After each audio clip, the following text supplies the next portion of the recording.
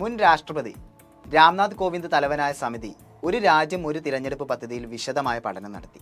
നിലവിലെ രാഷ്ട്രപതി ദ്രൗപദി മുർമുവിന് റിപ്പോർട്ട് സമർപ്പിച്ചിരിക്കുകയാണ്. ജനാധിപത്യത്തിന്റെ പരമപ്രധാന വ്യവഹാരങ്ങളിലൊന്നായ തിരഞ്ഞെടുപ്പുകൾ ഒരുമിച്ച് നടത്തുന്നതിലൂടെ ഭീമമായ അളവിൽ സാമ്പത്തിക ചെലവുകൾ കുറക്കുന്നതടക്കം ലക്ഷ്യം വെച്ചുള്ള പദ്ധതിയിലെ പ്രധാനപ്പെട്ട ഒരു ഘട്ടം തന്നെയാണ് റിപ്പോർട്ട് സമർപ്പണത്തിലൂടെ കൈവരിച്ചിട്ടുള്ളത്.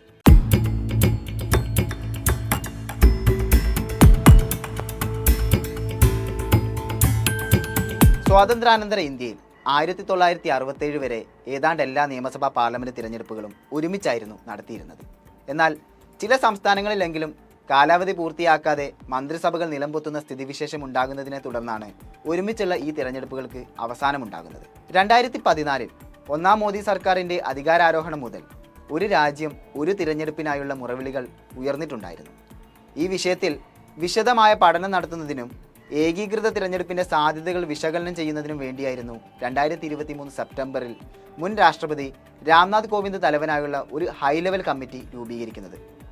നിയമം, രാഷ്ട്രീയം, ഭരണനിർവഹണം, ധനകാര്യം, സാമ്പത്തിക ശാസ്ത്രം തുടങ്ങിയ വിവിധ രംഗങ്ങളിലെ വിദഗ്ധരടങ്ങിയ സംഘത്തിൽ കേന്ദ്ര ആഭ്യന്തരമന്ത്രി അമിത് ഷാ, മുൻ രാജ്യസഭാ പ്രതിപക്ഷ നേതാവ് ഗുലാം നബി ആസാദ്, മുൻ finance commission chairman NK Singh, മുൻ Lok Sabha secretary general doctor Subhash C Kashyap, മുതിർന്ന അഭിഭാഷകനായ ഹരീഷ് സാൽവെ, മുൻ chief vigilance commissioner Sanjay Kothari തുടങ്ങിയവരാണ് അംഗങ്ങളായിട്ടുള്ളത്.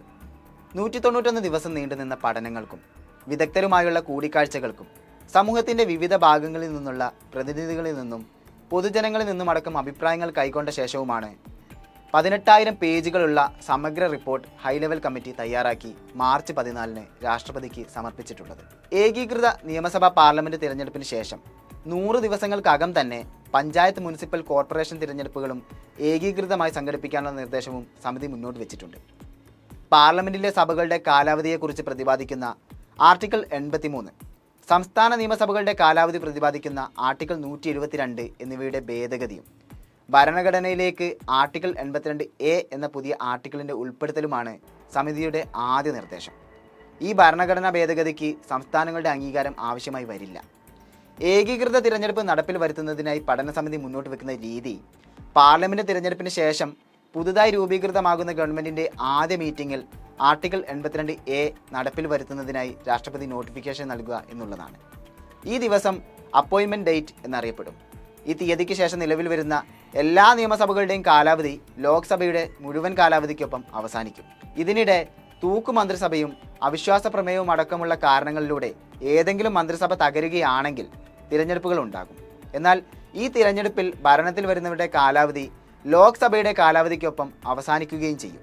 ഇങ്ങനെ 5 വർഷത്തെ ലോക്സഭാ കാലാവധി അവസാനിക്കുമ്പോൾ എല്ലാ സംസ്ഥാനങ്ങളിലെയും നിയമസഭകളുടെ കാലാവധി അവസാനിക്കുകയും തുടർന്ന് ലോക്സഭ, നിയമസഭാ തിരഞ്ഞെടുപ്പുകൾ ഒന്നിച്ച് സംഘടിപ്പിക്കാനും സാധിക്കും എന്നുള്ളതാണ് റിപ്പോർട്ടിലെ നിർദ്ദേശം. ഇതുകൂടാതെ ഒരു വോട്ടർ പട്ടികയും ഒരു തിരഞ്ഞെടുപ്പ് കാർഡും പദ്ധതിയും സമിതി നിർദ്ദേശിക്കുന്നുണ്ട്. അതോടൊപ്പം ലോക്കൽ ബോഡി തിരഞ്ഞെടുപ്പുകൾ ഒന്നിച്ച് ഏകീകൃത പൊതു തിരഞ്ഞെടുപ്പിനോടനുബന്ധിച്ച് സംഘടിപ്പിക്കാനുള്ള ആവശ്യവും അതിനായുള്ള ഭരണഘടനാ ഭേദഗതി നിർദ്ദേശങ്ങളും റിപ്പോർട്ടിലുണ്ട്.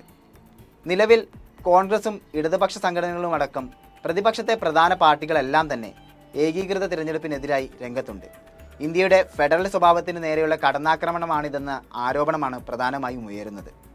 പ്രാദേശിക തിരഞ്ഞെടുപ്പുകളിൽ ഉയർന്നു വരേണ്ട പ്രാദേശിക വിഷയങ്ങളെ മറികടന്ന് ദേശീയ താൽപ്പര്യങ്ങൾ കടന്നു വരുന്നത് പ്രാദേശിക പാർട്ടികൾക്കൊരു വെല്ലുവിളിയായി മാറിയേക്കും. ഇതുകൂടാതെ നിലവിൽ തിരഞ്ഞെടുപ്പുകൾക്ക് ആവശ്യമായുള്ള EVM-ഉം VVPAT-ഉം അടക്കമുള്ളവയുടെ ഇരട്ടിയിലധികം ഏകീകൃത തിരഞ്ഞെടുപ്പിനായി ആവശ്യമുണ്ട്. കേവലം സാമ്പത്തിക ലാഭത്തിനപ്പുറം ഇന്ത്യയെപ്പോലെ വൈവിധ്യപൂർണമായ ഒരു രാജ്യത്തെ ഒരൊറ്റ ഒന്നിലേക്ക് ചുരുക്കാനുള്ള പ്രാദേശിക വികാരങ്ങളെയും വിഷയങ്ങളെയും ദേശീയതയുടെ കനത്ത കരിമ്പടം പുതപ്പിച്ച് തിരഞ്ഞെടുപ്പ് വിജയത്തിനുള്ള BJPയുടെ അടുത്ത നീക്കമെന്ന നിലയിൽ ഒരു രാജ്യം ഒരു തിരഞ്ഞെടുപ്പ് പദ്ധതിയെ നോക്കിക്കാണുന്നവരും കുറച്ചൊന്നുമല്ല.